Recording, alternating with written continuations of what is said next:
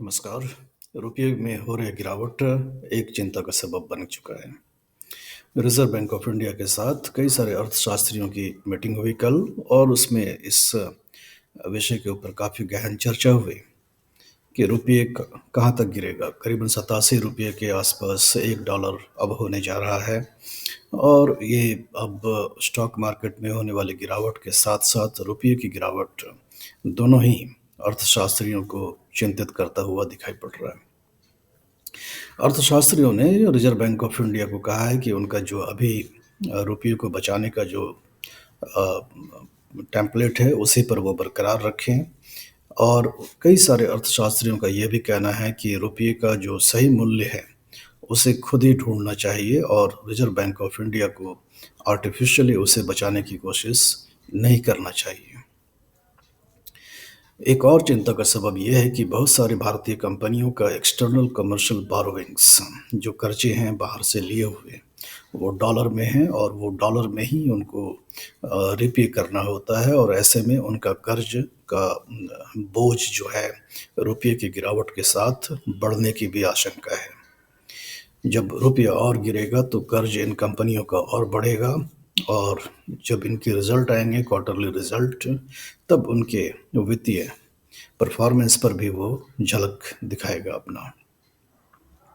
एक राजनीतिक रंग भी लेता हुआ दिखाई पड़ रहा है रुपये की गिरावट ऐसे समय में जब दिल्ली का विधानसभा चुनाव हो रहा है। कांग्रेस ने एक प्रेस कॉन्फ्रेंस कर करके दावा किया कि नरेंद्र मोदी सरकार के कार्यकाल में रुपये में करीबन 50% का गिरावट आया है।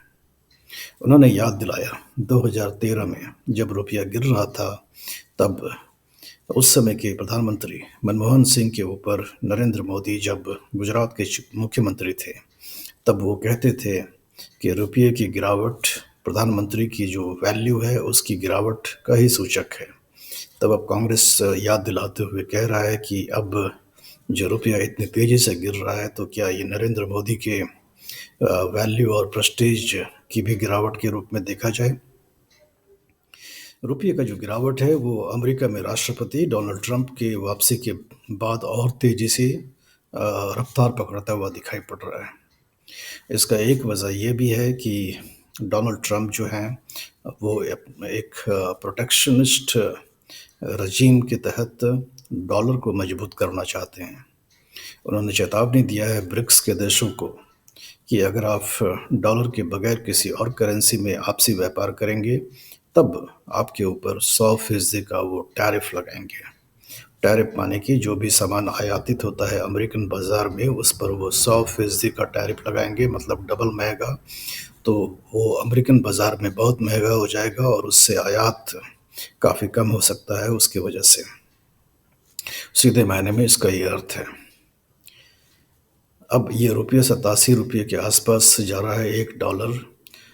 उसकी वजह से एक और चिंता आ रही है अर्थशास्त्रियों में कि स्टॉक मार्केट में इसके वजह से और ज़्यादा गिरावट आ सकती है।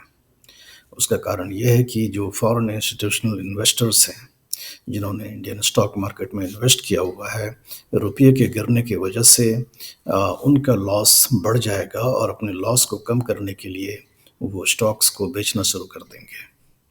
और वो अगर बेचना शुरू कर देते हैं भारी मात्रा में स्टॉक्स तो फ्लाइट ऑफ कैपिटल की जो संभावना है वो और तेज़ हो जाएगी। फ्लाइट ऑफ कैपिटल अगर होता है तो डॉलर की मांग भारत में ज़्यादा और बढ़ जाएगी क्योंकि ये स्टॉक्स बेच कर करके डॉलर खरीदेंगे और इसके वजह से रुपया और कमज़ोर हो सकता है। इस तरह से देखते हैं कि रुपया जो है बहुत ज़्यादा अब स्ट्रेस में आ चुका है और रिज़र्व बैंक ऑफ इंडिया की तमाम कोशिश के बाद भी रुपया स्टेबल हो नहीं रहा है। जो बाकी करेंसीज हैं उसके मुकाबले रुपया ज़्यादा कमज़ोर दिखाई पड़ रहा है। चीन का अगर युआन ले लें या ईस्ट एशियन देशों का जो करेंसीज है उनको देख लें, उनके मुकाबले रुपया ज़्यादा कमज़ोर दिख रहा है। अगर रुपया और कमज़ोर होता है तो इसके लिए आम लोगों के लिए भी एक बुरा एक सबब हो सकता है। उसका कारण ये है कि रुपये के कमज़ोर होने से महंगाई बढ़ सकती है। महंगाई वैसे ही ज़्यादा बढ़ी हुई है क्योंकि रिज़र्व बैंक ऑफ इंडिया अब तक रेट कट नहीं कर पाया है, एक बार भी इंटरेस्ट रेट को कट नहीं कर पाया है। उसका कारण ये है कि मुद्रास्फीति यानी कि महँगाई का दर जो है कि वो कम होता ही नहीं है। उसका कारण ये है कि फूड इन्फ्लेशन बढ़ा हुआ है और फूड इन्फ्लेशन के बढ़ने की वजह से जो मुद्रास्फीति है या जो महँगाई का दर है, वो ज़्यादा है। और रिज़र्व बैंक ऑफ इंडिया से उम्मीद थी कि दिसंबर के महीने में रेट कट करेंगे। दिसंबर आया और चला गया, रेट कट हुआ नहीं। अब जनवरी भी खत्म होने जा रहा है, जनवरी में भी रेट कट नहीं हुआ। और महँगाई अगर बढ़ती है तो reserve bank of India rate cut करने के बजाय रेट बढ़ा सकता है। रेट बढ़ाता है अगर रिज़र्व बैंक ऑफ इंडिया, तो जो आम लोगों के जीवन पर है वो सीधा असर पड़ेगा। जो भी होम बायर्स हैं उनकी ईएमआई महंगी हो जाएगी, जिन्होंने पर्सनल लोन ले रखा है उनकी महंगाई और बढ़ जाएगी। इस तरह से रुपया के कमज़ोर होने से काफ़ी सारे दूरगामी असर होते हुए दिखाई पड़ रहे हैं। जो कांग्रेस के प्रेस कॉन्फ्रेंस में जो दावा किया गया है, उसमें ये बताया गया कि कई सारे प्रधानमंत्रियों के दौरान जो रुपया कितना कमज़ोर हुआ है उसका एक डेटा साझा किया उन्होंने।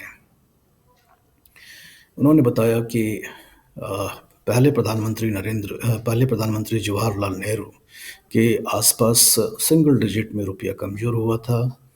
और सुप्रिया श्रीनाथ जो कांग्रेस के सोशल मीडिया के इंचार्ज हैं, स्पोक्सपर्सन हैं, उन्होंने कहा है कि $80 बिलियन सितंबर महीने से लेकर के जनवरी तक करीबन 4 महीने में $80 बिलियन जो है reserve bank of India pump कर चुका है रुपया को बचाने के लिए। फिर भी रुपया स्टेबल होता हुआ दिखाई नहीं पड़ रहा है।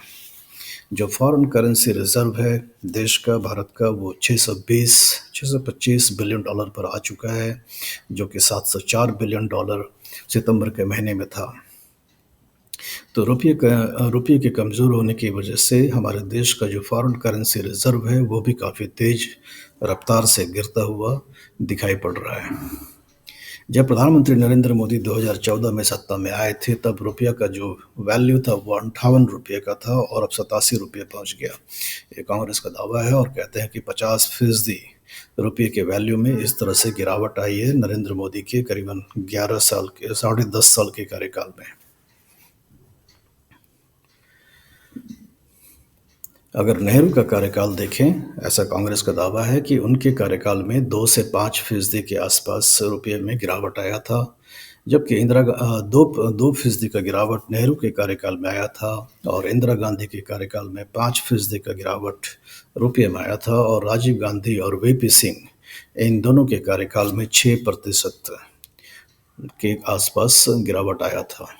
जब पीवी नरसिम्हा राव प्रधानमंत्री थे तब 17% 17% का गिरावट आया था रुपया में। और उस समय हम जानते हैं कि नरसिम्हा राव के कार्यकाल में 1991 में डॉक्टर मनमोहन सिंह उसमें वित्त मंत्री थे और देश के इकोनॉमी का रिफॉर्म किया था और उस समय रुपया का डिवैल्यूएशन काफ़ी तेज गति से हुआ था। अटल बिहारी वाजपेयी के कार्यकाल में 11% की गिरावट रुपये के वैल्यू में हुआ था। मनमोहन सिंह के कार्यकाल में, मनमोहन सिंह 10 साल प्रधानमंत्री रहे और मनमोहन सिंह के कार्यकाल में एक वैश्विक जगत पर बहुत बड़ा आर्थिक उथल पुथल हुआ था। 2008 का जो फिनेंशियल मेल्टडाउन था, लेमन ब्रदर्स के बैंकरप्ट हो जाने के बाद जो वैश्विक बाजार में बिकवाली हुई थी और इकोनॉमी रिसेशन में गया था, तब मनमोहन सिंह के कार्यकाल में रुपया जो है 17% कमज़ोर हुआ था। इस तरह से श्रीमती ने कहा कि जो मोदी का जो टोटल कंट्रीब्यूशन है रुपया के कमज़ोर में होने में, मोदी का कार्यकाल, उसमें टोटल जो कंट्रीब्यूशन है रुपया के कमज़ोर होने में वो 34% का है, यानी कि सारे प्रधानमंत्रियों को मिला दें तो सबसे ज़्यादा।